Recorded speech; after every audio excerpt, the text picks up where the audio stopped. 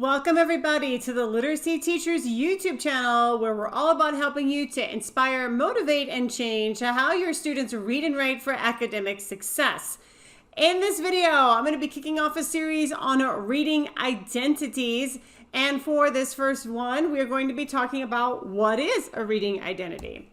So first of all, let's start with the big picture, right? Forget the term reading identity. Let's just look at identity.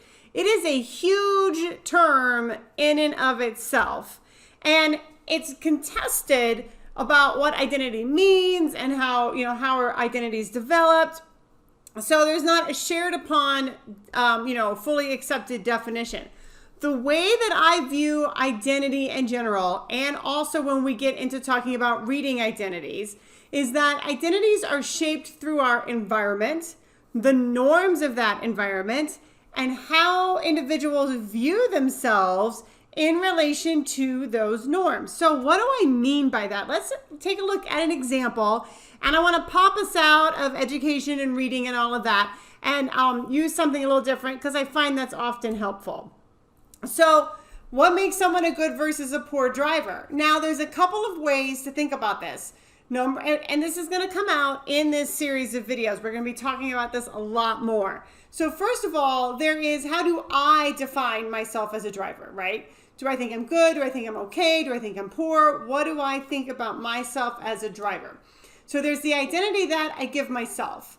There's also the identity that other people give me as I'm driving down the road, right? They might think I'm a good driver or a very bad driver based on their norms. And also, they're going to be assigning me that identity, some people are at least, from a very narrow experience with me, whereas other people might be assigning me this identity with much more data and much larger experiences. I'm going to assign myself my own identity based on what I think makes somebody a good versus a poor driver. So when you're thinking about how do I identify myself or how do I identify somebody else, right? You have a set of norms. You have a set of things that you're considering.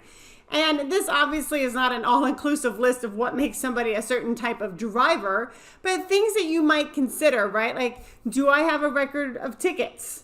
Do I have a record of accidents, right? Do I speed? Under what circumstances? Do I drive too slow? Under what circumstances? Can I stay in my lane, right? So there's a number of norms that if we spent some time and really broke it down, would kind of put you into being a good driver or a bad driver, right? So that's kind of what we're talking about here with reading identity.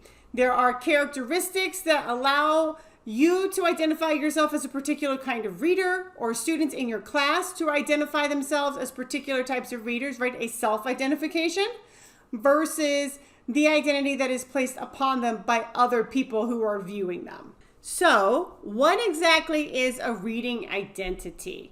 So it's going to be how capable someone believes they are in comprehending text, right? I'm a good reader, I'm a bad reader. We'll just start with that. And usually when you ask kids or anyone, why do you call yourself a good reader or a bad reader? They will be able to talk about it in relation to how well they understand what they read.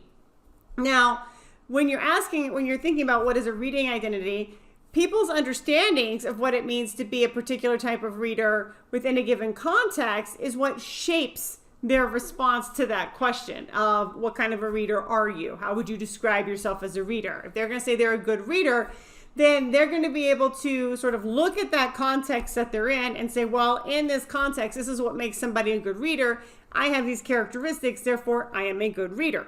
Now, we're not really digging down into the weeds of this yet, but what you will notice as we go through this series is that sometimes kids, when they label themselves as being good or bad readers, they have a very narrow view of what it means to read, but they still are drawing on their understandings of what it means to be a particular type of reader.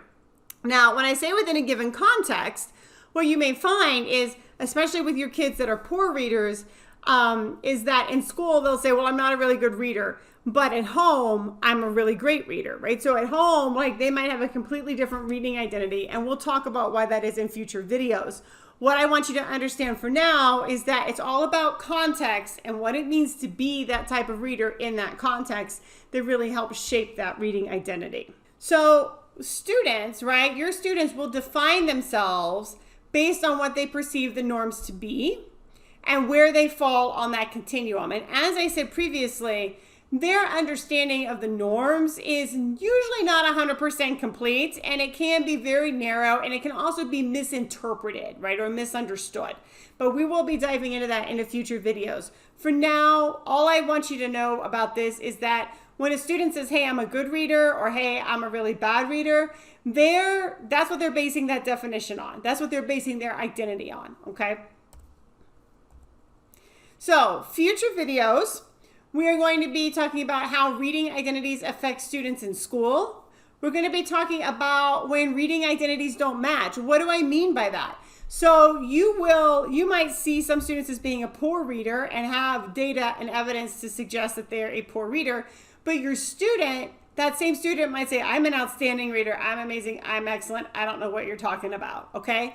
And on the flip side, you can have students, and I've worked with these students that are outstanding, amazing readers, and they don't think they're very good at all. So we're going to be talking about what happens when reading identities don't match, because it's super interesting. And then we're going to be talking about how to change reading identities, because what you're going to see when we talk about how reading identities affect students in school is that based on if they have a positive or negative identity about themselves, that really shapes and influences what they do or are willing to do as it relates to reading in school. So we want, if kids have negative reading identities, we want to work towards changing those to more positive ones. And I'll be walking you through some different ways that you can go about doing that.